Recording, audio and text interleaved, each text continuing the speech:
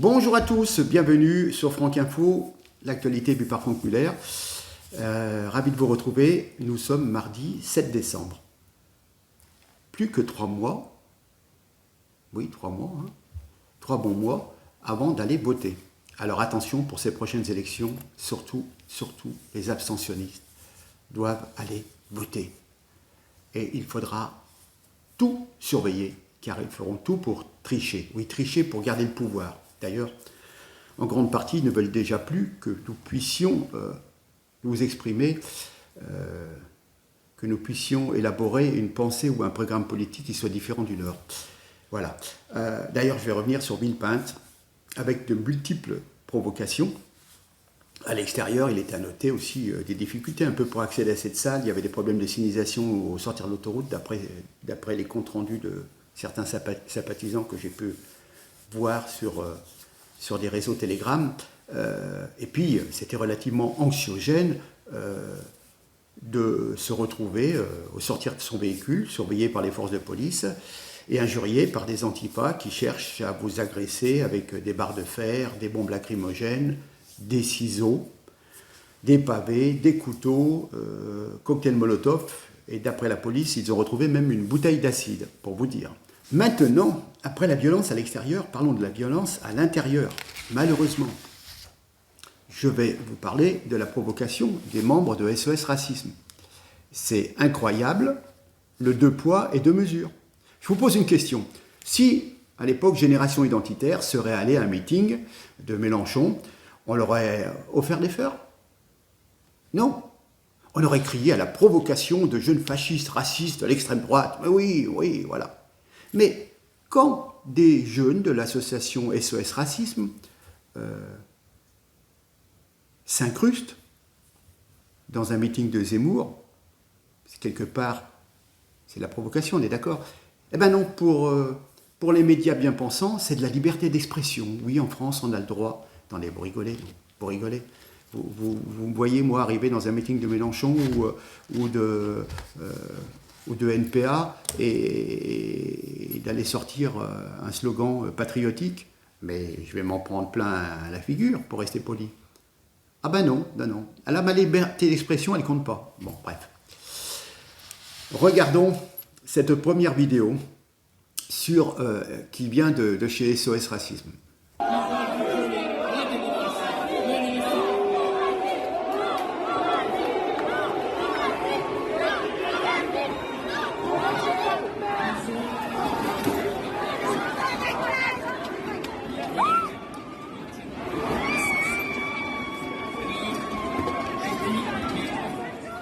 Donc, après cette provocation, on a vu marcher, évidemment, à grands pas, quelques spectateurs énervés et déterminés, et la violence s'enchaîne.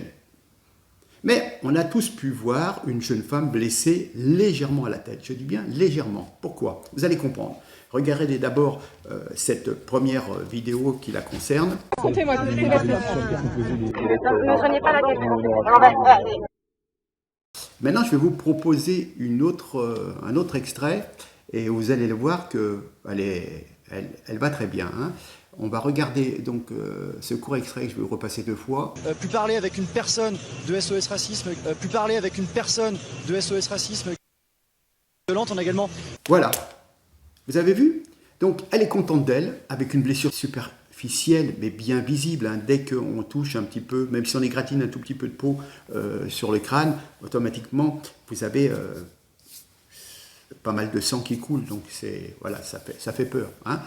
Donc cette blessure est bien visible, voilà. Elle ne souffre pas, elle part avec le pouce levé, fière de s'être fait remarquer pour sa cause, mais aucunement traumatisée. Hein. Et elle fait le tour des popotes, si on peut dire, des différentes chaînes de télévision pour témoigner de son agression. Voilà, hein. Donc c'est une militante de SOS Racisme, qui est un mouvement anti-blanc qui cherche à nous imposer des cultures qui ne sont pas les nôtres, quand même. Hein. Eh bien oui, elle a ce qu'elle est venue chercher, une blessure pour se victimiser. Vous avez bien remarqué qu'elle a refusé qu'on lui essuie le sang sur le visage pour bien faire passer les partisans d'Éric Zemmour pour des monstres fachos, bien entendu. Voilà, une jolie manipulation. et un résultat qui a été diffusé partout sur les médias. Voilà. Hein. Constatation. J'avais dit de toute façon que tout serait dans la provocation et la manipulation. Bref. Maintenant, je viens sur Zemmour. Encore la violence, une agression à l'entrée en traversant la foule. Alors vous allez voir déjà une première image que vous avez peut-être vue. Elle est filmée, vue en hauteur. Hein. Ça.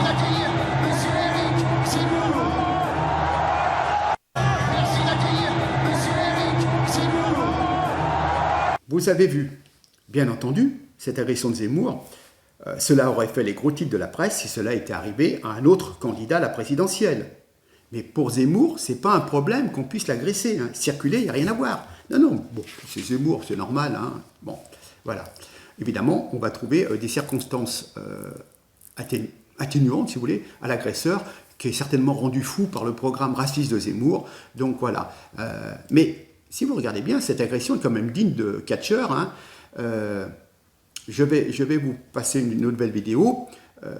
Plus proche, la violence de ce grand gaillard qui saute sur le cou de Zemmour avec ses deux bras, l'enlace, le tire vers lui avec son poids avant d'être attrapé par la sécurité. Eh bien, regardez bien ces images, c'est édifiant. Hein. Je vous rappelle ma vidéo, je crois, qui parlait du déplacement à Marseille, sa vidéo 324 à la 5e minute 30, dans laquelle j'avais alerté sur la sécurité, sur les attaques des antifas à chaque sortie de Zemmour. Les faits m'ont donné raison. Hein. Au début, c'était le doigt d'honneur, maintenant, ce sont carrément les agressions. Voilà. Hein. Donc, pour le reste de la journée, je vous laisse visionner cette petite vidéo avec de LCI, qui est pourtant pas la chaîne vraiment typique pro-Zemmour, mais ils sont obligés quand même de s'incliner devant un certain talent pour mobiliser et donner un programme patriotique. Je vous laisse regarder, vous allez voir. Mais avant de finir, je vous rappelle quand même que nous assistons à un vrai basculement antidémocratique,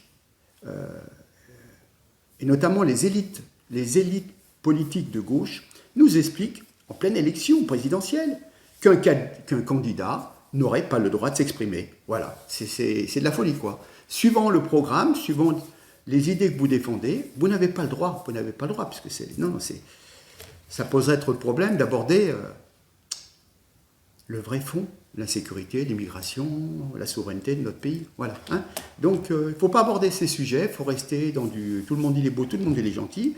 Et dès que vous voulez parler de ce qui fâche, de ce qui touche les Français, il ne faut surtout pas en parler. Voilà. Donc, mobilisez-vous, y allez voter. Et je vous laisse visionner 2 minutes avec LCI où ils font un compte-rendu de cette journée consacrée au meeting de Zemmour. Allez, je vous dis à très bientôt. Je vous dis de partager, de vous abonner. Je vous salue bien bas, mesdames, un petit bisou et à très bientôt. Merci encore. Allez, on reste avec la vidéo de LCI. Allez, on l'écoute. Savoir tout simplement ce qui vous a le plus marqué, Routel Krief, lors de cette prise de parole. Il a réussi son pari. Il a réussi son pari, il a démontré qu'il pouvait être un orateur et il a démontré qu'il pouvait galvaniser une foule. Là, c'est clair et net, après avoir eu un faux plat et avoir fait un certain nombre d'erreurs, après sa percée dans les sondages, aujourd'hui, il a fait une démonstration de force qui est réussie. Il y avait la problématique de savoir si il était capable, oui ou non, d'être un candidat, désormais, réellement, avec Zemmour. Ah, il est réellement un candidat. J'ai trouvé sa prestation extrêmement réussie. Comme Ruth, comme vous, j'ai été frappé par la démonstration de force qu'on sent, bien sûr par la ferveur des gens qui l'entourent. Moi, j'ai vraiment pensé au meeting de Porte de Versailles du 14 janvier 2007, si ma mémoire est bonne, qui était le meeting qui a non pas lancé Sarkozy, mais en tout cas qui l'a assis dans cette position, bien sûr. Et puis évidemment aussi par son éloquence, là en l'occurrence, hein, et notamment ce chapitre sur Macron, qui était saisissant parce que extrêmement cruel. Et alors, je veux dire, au fond, il y a évidemment à la fois un jugement politique et un jugement humain sur l'homme dans ce qu'il disait, mais c'était diablement bien troussé. Et je pense que de ce point de vue-là, il y a une mue vers le candidat qui, à cette heure, semble faite. J'ai trouvé ça très pro, d'abord.